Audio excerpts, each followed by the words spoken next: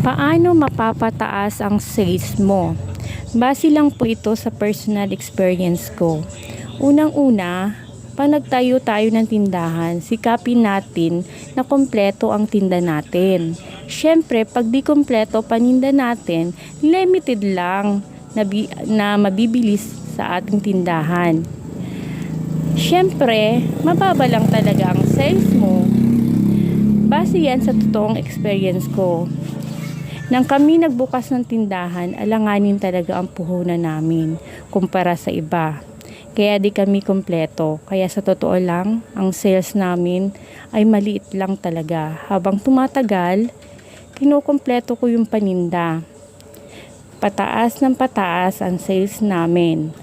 Maraming pagpipilian mga customer, mas marami kang paninda, mas malawak ang magiging market mo.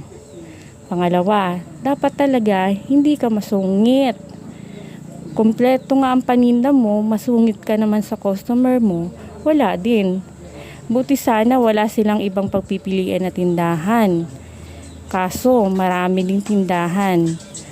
Hindi yan sila magtsatsaga sa'yo. Pangatlo, dapat pare-pareho ang bukas at oras ng pagsara mo sa tindahan para alam ng customer mo kung anong oras ka talaga o anong oras sila pupunta sa tindahan mo. Pang-apat, wag mag-adjust ka ng oras. Kunyari sa tindahan mo, mas mabili ka sa gabi kasi sarado yung ibang tindahan. Habaan mo ang oras mo sa gabi. Wala tayong magagawa kung marami kang kakompetensyang tindahan. Dahil lahat naman tayo may kanya-kanya at karapatang maghanap buhay. Kaya sa diskarte na lang tayo magtatalo-talo. Yung pinaka-importante sa lahat, maganda yung location mo. Lalo kung wholesale ang balak mong tindahan.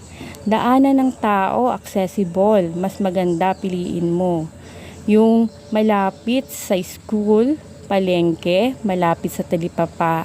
Yung mga location na perfect, tayuan ng wholesaler ng tindahan. Malaking bagay din yung maayos ang pagka-display mo sa tindahan. Yung nakakaakit sa customer. Sa panahon ngayon, mas gusto ng customer yung nakakapasok sila sa tindahan. Napapansin ko nga, mas okay yung ganun. Mas marami silang nabibili. Mas marami silang nakikita sa tindahan pag sila pumapasok. Yung tumal sa tindahan natin,